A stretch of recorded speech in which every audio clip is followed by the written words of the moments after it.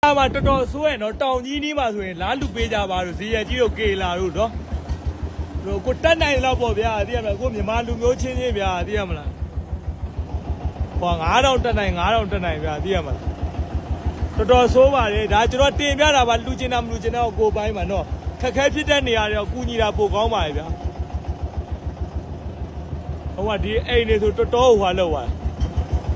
ဟိုဘက်မှာတွေရောဗျာနော်ကျွန်တော်ဒီမှာအသက်ဆုံးရှုံးတဲ့သူတွေများရယ်နော်ဒီကေရာဇီယာကြီးဒီနောက်ဥစ္စာမှာအုတ်ကြီးဟွာတော့ကျွန်တော်ဟွာတော့အယောက်40ကျော်ရယ်နော်42ဦးတယ်နော်ဒီကလူကြီးနော်42ဦးဆုံးရှုံးနေတယ်အသက်ဆုံးရှုံးတယ်နော်ဒီမှာဒါဆိုကြီးလိုက်အောင်ဗျာတော်တော်လေး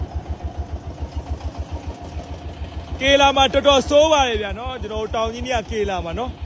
မသိမှာမလို့ဗျာအခုချိန်မှာတင်ပေးတာပေါ့နော်ဒီဘက်တွေပတ်ပတ်လေဗျာလုံးဝဆုံးရှုံးနေဗျာဟုတ်မယ်ဟိုမှာရှေ့အိမ်ကြီးလို့အကုန်ပြိုးပြီးတော့မှကောက်စီထဲမှာလည်းမှန်တာကိုပြောလို့စတဲ့ကြီးလို့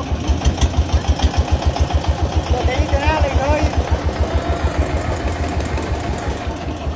ဒါဆိုတော်တော်ဆိုးတယ်ဗျာဒါဆိုကြည့်လိုက်ဒီမဲ့ဒါဆိုလုံးဝကိုပဲလဲဟွာဘလို့မှပြန်လုံးလို့မရတော့ဘူးနော်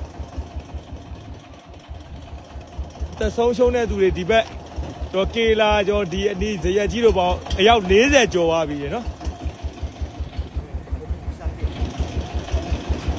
တော်လေးဗျာဒီမဲ့ဒါဆိုလို့ရင်တချို့သူတွေဆိုဆုံးရှုံးတယ်အိမ်အောက်ပြီးသွားရေမွန်းတယ်အဲ့လိုမျိုးဖြစ်ကြပေါ့